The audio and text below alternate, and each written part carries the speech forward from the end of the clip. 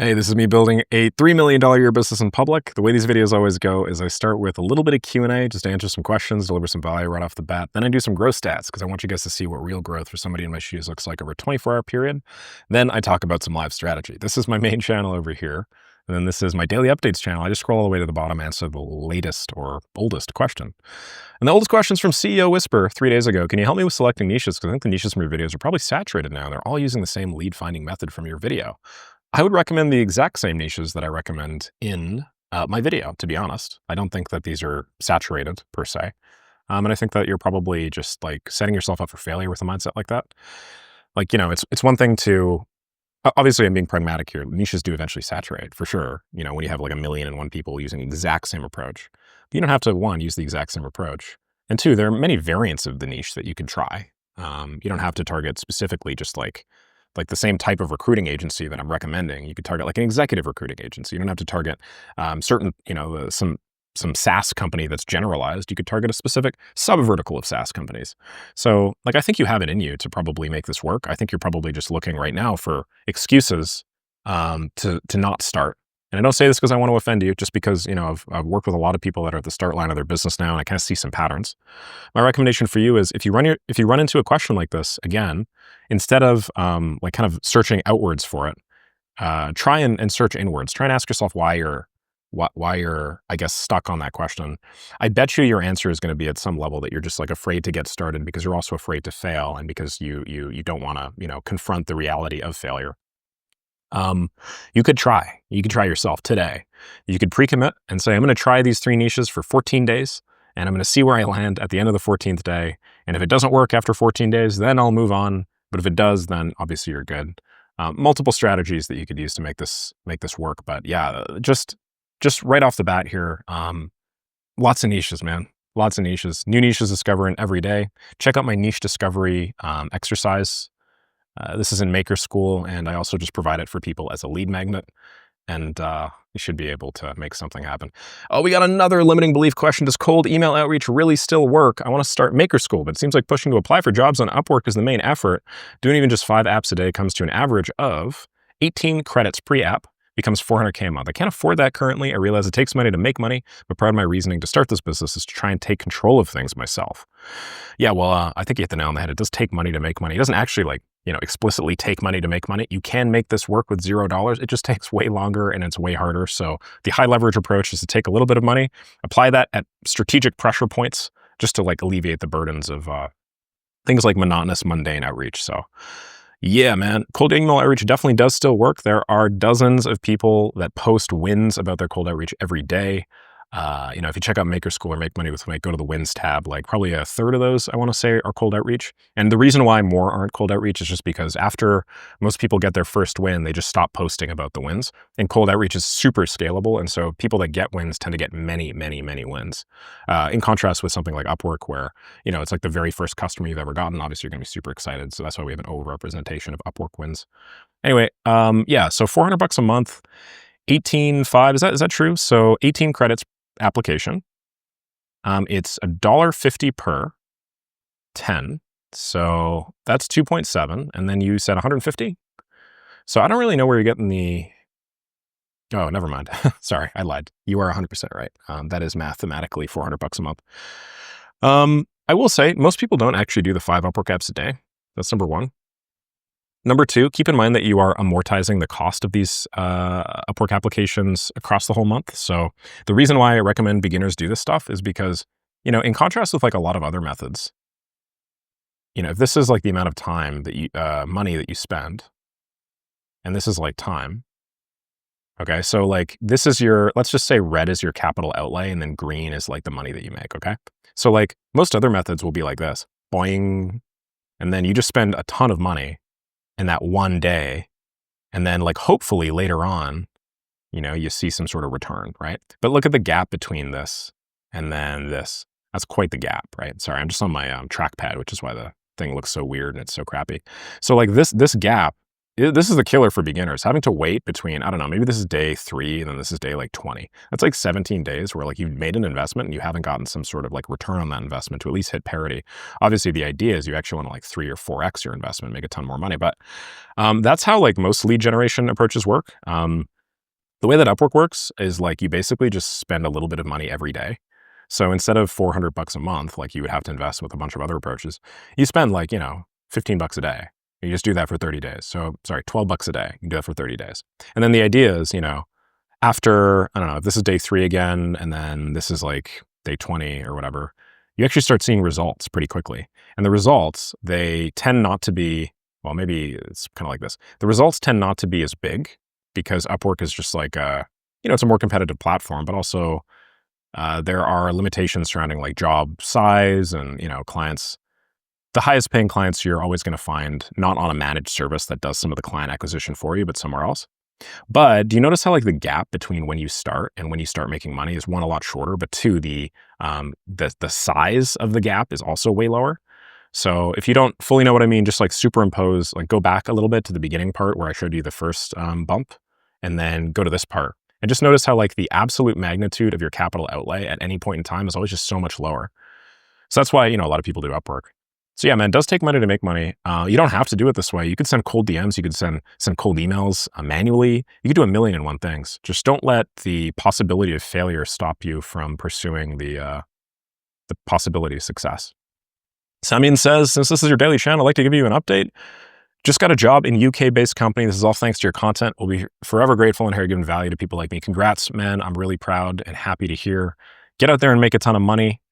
High value content. Thanks, man, for sharing. Thank you, Yassine. No better thing to do than watch Nick on a Sunday morning. I can think of a couple better things to do. Jed says, great cold email review. I'm launching my first cold email outreach campaign this week. Appreciate the guidance. No problem. Hopefully this works for you.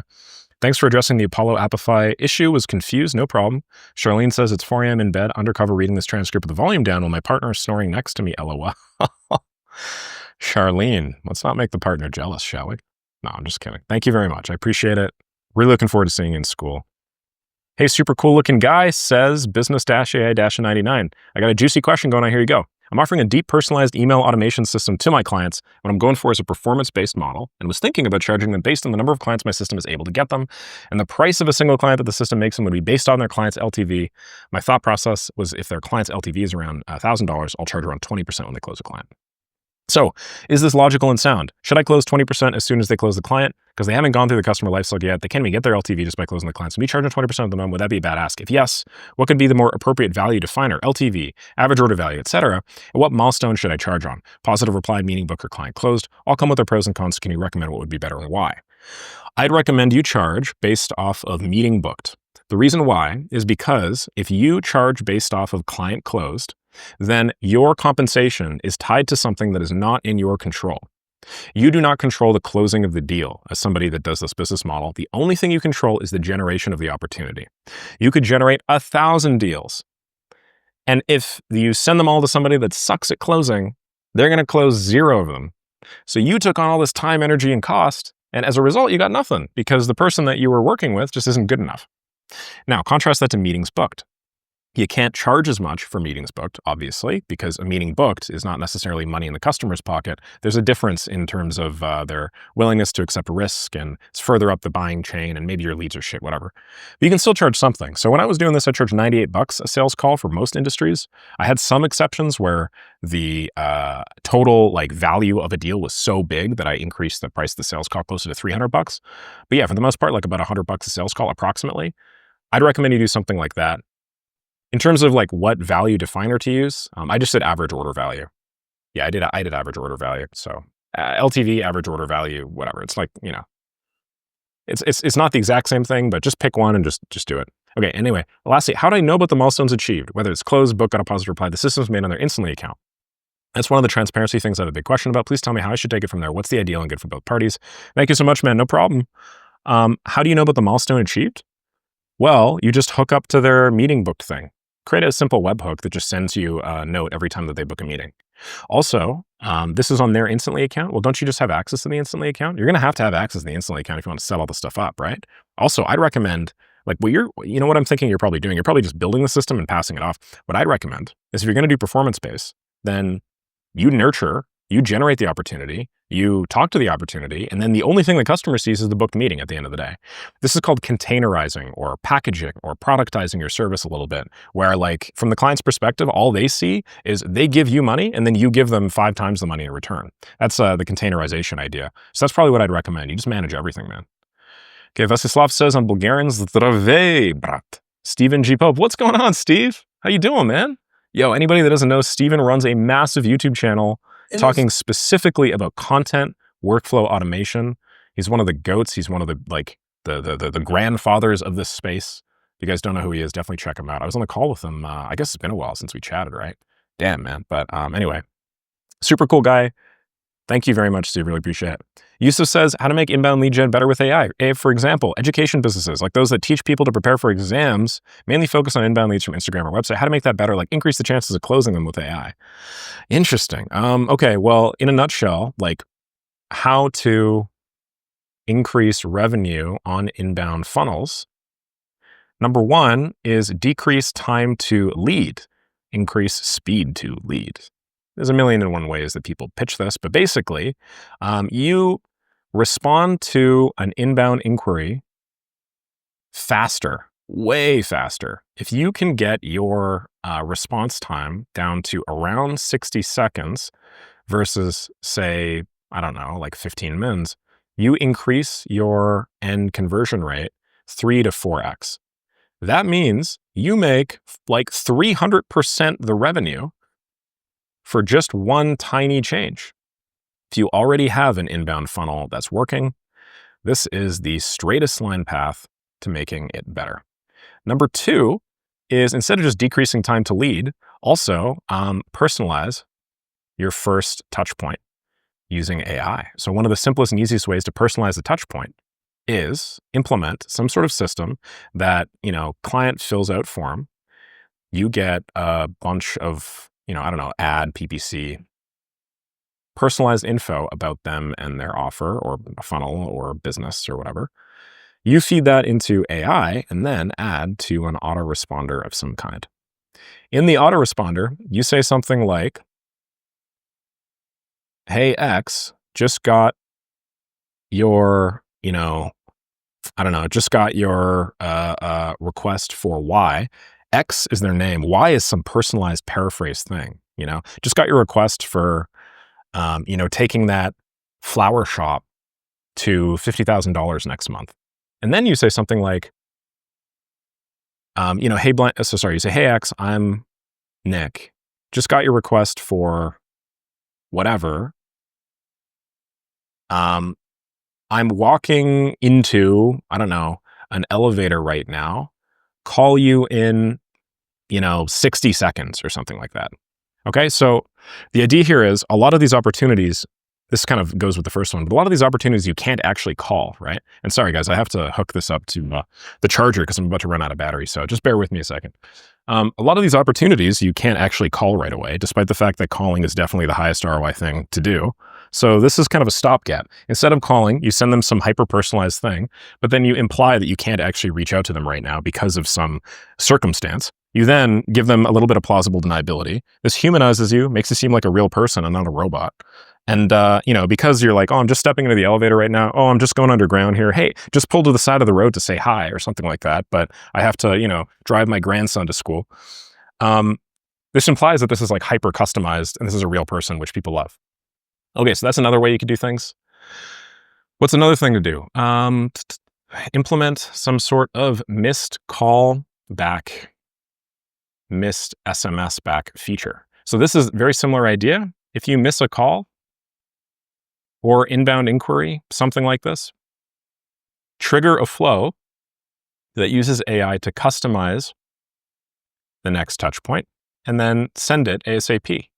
And the fourth is you could implement some sort of like voice reactivation as well. This is illegal in a lot of places, and I'm not a lawyer and this isn't legal advice, but you could totally do like some sort of like VM drop. Hey, X, let's say you're a barbershop. Sorry for missing your call. We very rarely do this, but insert some reason here. I want to give you a free gift card. Just want to let you know that I'm going to give you a free $50 gift card in return. I was just busy cutting hair or something like that. If you want to redeem it, just give me a ring back or do, XYZ, and I'll attend to it. Alex Hormozi talks a lot about this, but like the value of your call or value of your missed opportunity is actually extraordinarily high. Because a lot of the time, if you're running an inbound funnel, you've already paid for that lead and you just threw that money away. So you should be willing to pay more money to get that money back and then help equate the thing. So in the case of like, I don't know, a haircut or something, if you give somebody like a free haircut, or if you give somebody some additional bonus, or like, hey, so sorry, we really rarely do this. I was just, juggling like 2 phones and like a razor blade, and I, didn't want to hurt anybody. Just to show you how much we, value your business. If you give us a call back sometime in the next day or so, or if you can swing by sometime in the next day or so, like I'm happy to offer you like a $25 off your next haircut. The reason why that makes sense is because the value of the lead isn't just the value of the first order, which might be like 30 or 40 bucks for like a men's haircut or like $100 for a woman's haircut or something. It's actually the value of every order that they have after that. And you can actually take a missed call and you can actually use it to increase the LTV if you're smart, because when you provide such a positive first impression, you make like such an impact on that person, especially like these more old-timey people that like really believe in that sort of like loyalty to a business and loyalty to themselves as customers. You can take some like average churn of like, the average person has 5 haircuts with us, and you can actually make it like the average person has like 8 haircuts with us. So these are all ways that you can increase the power of your funnel. And, there are also a bunch of related ways too, but I'm not going to entirely get into, but yeah. Ashir says, don't listen to YouTube unsubscribers. We love this. No problem, man. I shall not. We got a bunch of great questions coming up. That's it for me on the Q&A front today. Let's do some brand stats, and let's see. Ooh, you know what? We're now in May. We're now in June. So you know what that means? I get to update this. So now this is only showing June. How cool is that? All right. So June the 4th, my main channel, which is this one here, is at 124,572 subs. We grew by 558. I'm then going to go to Blast Up. And we're going to do 192,874. So put that there. And then my daily updates channel, if we go over here, was at 6,251. Sorry, Steve, just going to X you out there. Not much has changed on that front. But you know what? I recorded my last daily update like 12 hours ago. So it's actually maybe 13 hours ago. So all these numbers are actually pretty promising. Probably on track for like, another 0.9% day. So that's great. So I'm really excited, guys, because I'm just about to start publishing YouTube videos consistently. I recorded a couple of YouTube videos. They've gone well so far. I won't say that they're all my best content. It's not like the best video I've ever made in my life, but I'm finally at the part where I'm like doing this consistently. And for me, it hasn't really been about like nailing it on the first try. It's just been about like getting a first draft out and then just like iterating and editing and improving consistently over a long period of time. So that's how I got to where I am today. I imagine I'm going to continue doing the exact same thing moving forward. I don't know if you guys can hear. Sorry, there's a whole motorcade going by again. Holy crap, are there lots of motorcades going by. The G7 summit or something is taking place just like 45 minutes away from here. I think it's G7 or G6. So I think they're doing like a bunch of tests to see whether the, I don't know. They're just doing a bunch of tests, I guess, to kind of figure out what the most optimal way is to stop traffic on the way out there. But anyway, cool. So yeah, I'm starting to publish daily. Not daily. I'm going to do every 48 hours for quite a while. Probably 2-week sprints. And then after the 2-week sprint, I'll like pause for a minute, reevaluate, see whether my view to subscriber ratio is dropping off again. And then if it's not, continue. In terms of the type of content, we got a couple of masterclass style things that I'm setting up. So when I say masterclass style things, I mean like 4, 5, 6, 7 hour courses. Repurposing my old N8N builds is really high value. Like what I've come to realize is, unfortunately, when I started publishing these N8N videos, they got basically no views, very, very little discoverability. So what that means is, I could take those videos and I could just stitch them together into a mega long video. And instead of saying LinkedIn outreach system, N8N lead scraping system, N8N automatic icebreaker, LinkedIn connect system, I stitch them all together into an N8N live build masterclass where I just say, hey, here are a bunch of systems. I wrap it in beautiful packaging, and then I say, I'm going to show you by the end of this to be how to be like the best live builder by actually showing, not just telling. I've realized that you can do this for a lot of content, and it's not. I used to think this was really lazy, but it's actually not lazy. It takes a lot of work to do well, and moreover, it provides a lot of value because most of your subscriber base has not seen these videos. So if you can compile them all into like one big thing and then make it really easy for them to know what they need to watch in order to learn what they want to learn, you are still providing a ton of value, and you're doing it without actually having to like re-record a bunch of videos. Like, like I'm not going to like re-record a whole like 8-hour course when I have a bunch of smaller videos that I could use to chunk into an 8-hour course, So it puts more work on my editors, but yeah, my editor is pretty far. So no major issues there. You know who you are. That's awesome. What else is awesome? The move has been going super well. Damn internet. Turns out I put the wrong address in the internet. So I just had to give them a call today. They're shipping over internet. I got the best internet. It's funny, like the way that I was raised was always to look for like the best deal, right? And so I'd recommend that most people look for the best deal wherever possible. But in my case, it doesn't really make sense to look for the best deal anymore. It doesn't make sense to look for like the gigabytes per dollar or whatever that your data plan gives you. It makes sense to just go best in general all the time. So even if they're diminishing returns on the speed and whatnot, just go for the best. So I've now purchased the best internet ever. It's 2 gigs. I don't know what the hell that means. 2 gigs a second? I'm not sure. But like, I've been using my phone for everything, and my phone bill's insane. When I get this plan, if it is 2 gigs a second, God almighty, I don't think it is, but if it is, I think that's going to be like 100 times faster than what I'm doing right now. So right now, when I record one of these videos, the output file is like 1.5 gigs, and it like takes like 20 minutes for me to upload it through my little shitty phone data connection. I'm pretty sure after I get this plan, I'll be able to do it in like 2 seconds.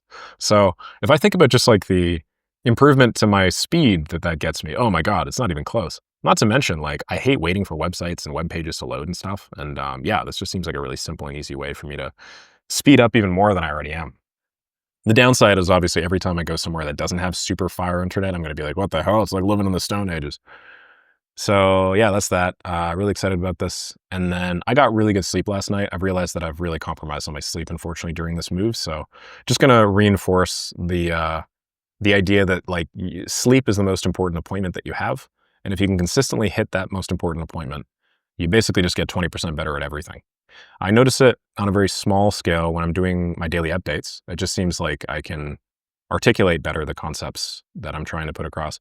I also see it better. I see it very clearly on my weekly office hours and stuff as well. Not to mention just general problem solving ability and emotional regulation. Like when I don't sleep consistently for 3 or 4 days in a row, like my ability to emotionally regulate changes, and I just get frustrated at minor things that, I didn't really used to get frustrated on. So yeah, you guys want to talk about like big hack, hey man, how do I make more money? Just prioritize your sleep for sure. Just makes everything easier. Okay, I'll leave it there. Thanks so much for watching as per usual. If you haven't joined Maker School, definitely do. We got the price increase coming again, and I think like 10 or 15 members or something like that. I'll have to double check, but yeah, had a lot of fun answering everybody's questions today, both in Maker School. Then I did the Make Money with Make Office Hour, and I'm doing the daily updates. If you like this sort of stuff, you get a lot more of it in the paid programs, all right? Cheers.